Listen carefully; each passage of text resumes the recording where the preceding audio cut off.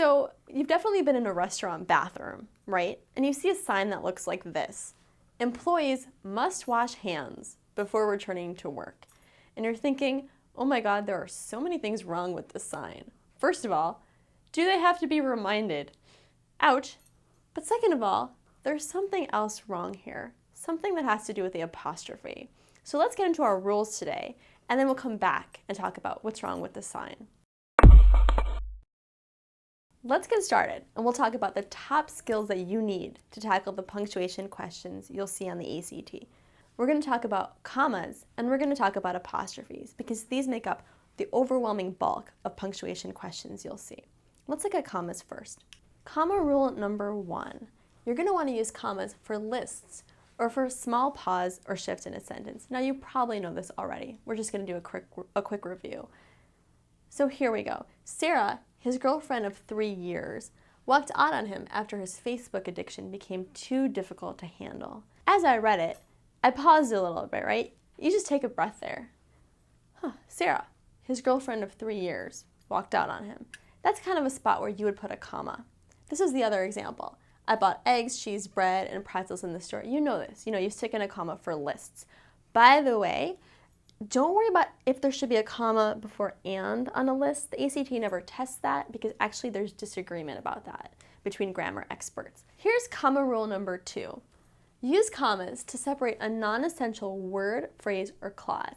Now, what do I mean by non-essential? Back to Sarah, the girlfriend that walked out because of the Facebook addiction. So we have Sarah, his girlfriend of 3 years, walked out on him after his Facebook addiction became too difficult to handle. A non-essential phrase means you can take the whole chunk out and the sentence still works as a sentence and it still has meaning. Here, you could just say Sarah walked out on him after his Facebook addiction became too difficult to handle. It's a nice piece of information to have that she was his girlfriend for 3 years, but not necessary. Next one. That day, which happens to be my birthday, is the only day that I'm available to meet. Now, I care that it's my birthday. Do you care that it's my birthday? Probably not. And you can pull that out, and that sentence will still make perfect sense. So that's not essential to the meaning of the sentence. So on the ACT, when you see some sort of phrase underlined and you've got commas on both sides, ask yourself, should they be there? And they should be there if it's not essential. If you can take it out and the sentence will still make sense. Now here's our next rule. Use a comma before a FANBOYS conjunction. You probably remember learning this in school. FANBOYS stands for and, nor, but, or, yet, and so.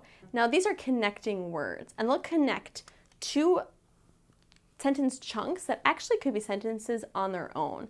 Let's look at this one. The game was over, but my friend refused to leave before getting LeBron's autograph. Now, really? The game was over? That's a sentence. My friend refused to leave before getting LeBron's autograph? That's a sentence too. So anytime you have one of these words, the FANBOYS words, connecting two clauses that actually could be sentences alone, you always need a comma before. And this, by the way, you guys, is the only time on the ACT you will ever have a comma before and. So keep that in mind when you're looking at your ACT English section. Okay, next comma rule. When in doubt, take it out.